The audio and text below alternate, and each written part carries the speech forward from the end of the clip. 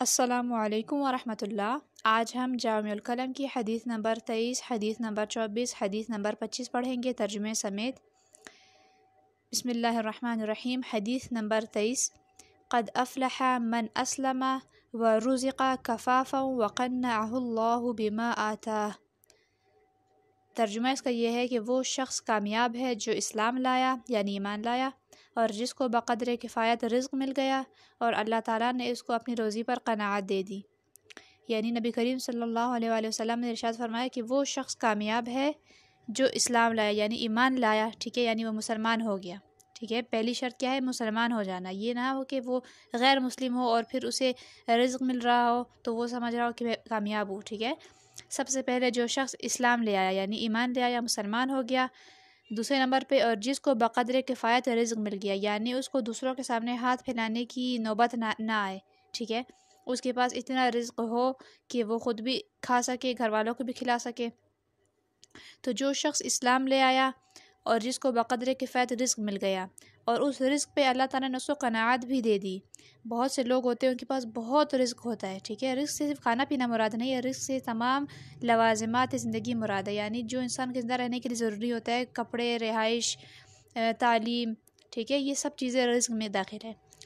تو اللہ تعالیٰ نے اس کو رزق پر قناعت بھی دے دی ہو، یعنی بہت سے لوگوں کے پاس بہت سا رزق ہوتا ہے لیکن ان کے پاس قناعت نہیں ہوتی، وہ اور سے اور کے پیچھے بھاگ رہے ہوتے، اور سے اور کے پیچھے بھاگ رہے ہوتے، ٹھیک ہے۔ جو ان کے پاس ہوتا ہے اس پہ شکر نہیں کرتے۔ تو جس شخص کو یہ تین چیزیں مل گئی تو نبی کریم صلی اللہ علیہ وآلہ وسلم کے قول کے مطابق وہ شخص کامیاب ہے۔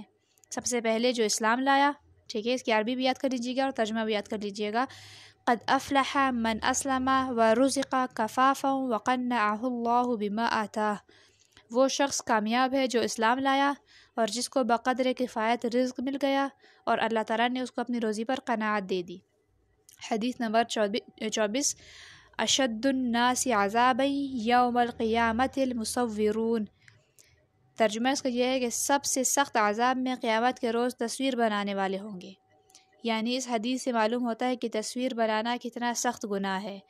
تصویر سے یہاں پہ آپ کو بتاتی چلوں کہ علماء، بڑے بڑے علماء کا اس بات پہ صرف اختلاف ہے کہ کچھ علماء کہتے ہیں کہ جو ڈیجیٹل تصویر ہوتی ہے یعنی موبائل سے کھینچی ہوئی تصویر، یہ تصویر کے حکم میں داخل نہیں ہے، ٹھیک ہے، کیونکہ یہ تصویر کو قرار نہیں۔ تصویر کے لیے سب سے ضروری ہے کہ وہ موجود ہو۔ جیسے اب مطلب فریم میں کوئی تصویر ہے، ٹھیک ہے، یا البم میں کوئی تصویر ہے، تو وہ اگر میں نے الماری میں رکھ دی تب بھی وہ اس میں قرار ہے، ٹھیک ہے، وہ موجود ہے۔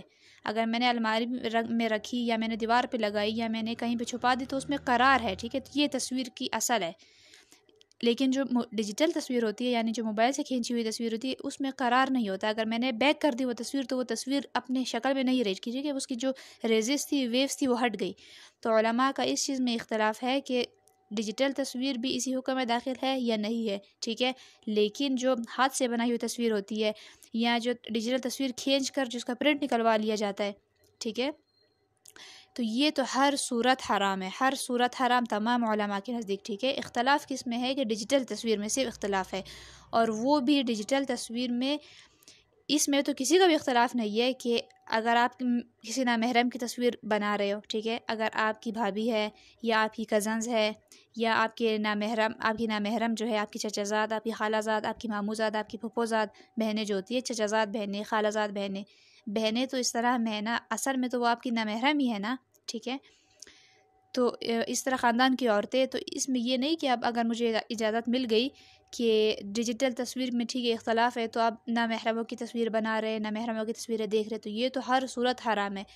کہاں تک گنجائش ہے کہ انسان اپنی اگر کوئی مطلب انسان ایسی جگہ پر جائے جہاں اسے امید ہو کہ میں دوبارہ نہ آؤں، یا کوئی بہت خاص مومنٹ ہو، کوئی بہت خاص وہ ہو، کسی انسان بہت بڑے عالم سے ملے، کوئی بہت خاص انسان کا جو زندگی کا مومنٹ ہو، اگر اس کو وہ انسان اپنے موبائل میں سیو کرنا چاہے تو اس تک کی اجازت ہے، ٹھیک ہے۔ یہ نہیں کہ آپ اس میں فحاشی اور عریانی، ٹک ٹاک وغیرہ یہ سب ڈیجیٹل تصاویر ہے نا، تو کیا یہ حلال ہے؟ عورتیں نیم برہنہ ہو کے ناچ رہی ہے، کیا کیا بکواسیات اس میں دکھائی جا رہی ہے، تو اب ہم کہیں کہ نہیں ڈیجیٹل تصویر میں تو اختلاف ہے تو یہ حلال ہو گیا، کسی صورت حلال نہیں ہوا۔ آپ اپنے موبائل میں کسی نامحرم عورت کی تصویر نہیں کھینچ سکتے، نہیں دیکھ سکتے، ٹھیک ہے۔ اگر آپ عورت ہے، اگر آپ مرد ہے تو آپ کو اس چیز کا خیال رکھنا پڑے گا کہ اس میں فحاشی نہ ہو، عریانی نہ ہو، بے غیرتی نہ ہو، ٹھیک ہے۔ تو یہ حدیث یاد کر لیجیے گا، اشد الناس عذابا یوم القیامت المصورون، کہ سب سے سخت عذاب میں قیامت کے روز تصویر بنانے والے ہوں گے۔ اس سے ایک اور بات یہ بھی نکلتی ہے کہ اس تصویر سے جو ہے شرک کا جو ہے بہت زیادہ اہتمام، ابھی نبی کریم صلی اللہ علیہ وسلم جو ہے ان کی کوئی تصویر دنیا میں موجود نہیں، حالانکہ ان سے زیادہ، ان سے بڑی شخصیت اس دنیا میں کوئی ہو ہی نہیں سکتی، اور وہ اس کے سب سے بڑے حقدار تھے کہ ان کی تصویر رکھی جاتی، ان کی تصویریں بنائی جاتی، ہر گھر میں ان کی تصویر موجود ہوتی، ہر مسلمان کے گھر میں ان کی تصویر موجود ہوتی، ٹھیک ہے۔ لیکن تصویر کی اتنی سخت مخالفت کی گئی، جو مطلب یہ جو فریم کی ہوئی تصویر ہوتی ہے، دیواروں پہ لگی ہوئی تصویر، رکھی ہوئی شو پیس کی طور پہ جو رکھی ہوئی تصویر ہوتی ہے، اس کی اتنی سخت مخالفت اسلام ہے کہ نبی کریم صلی اللہ علیہ وسلم، صحابہ اکرام، کسی بڑے سے بڑے نبی، کسی کی تصویر موجود نہیں، اللہ نے اس کو بننے ہی نہیں دیا، اللہ نے اس کو جو ہے وہ دنیا میں مطلب ہونے ہی نہیں دیا، حالانکہ اتنا کچھ ہو رہا ہے تو ان تصویر بھی ہونی چاہیے تھی، لیکن نہیں، اللہ تعالیٰ نے تصویر کے معاملے میں نبیوں کو، صحابہ اکرام کو بچا کے رکھا ہے اس میں، ٹھیک ہے۔ اچھا جی، حدیث نمبر 25، المسلم اخو المسلم، مسلمان مسلمان کا بھائی ہے۔ تو یہ تینوں احادیث آپ یاد کر لیجئے گا، اس پر عمل کرنے کی پوری کوشش کیجیے گا، اپنا بہت سارا خیال رکھیے گا، مجھے اپنی دعا میں یاد رکھیے گا۔ اللہ حافظ۔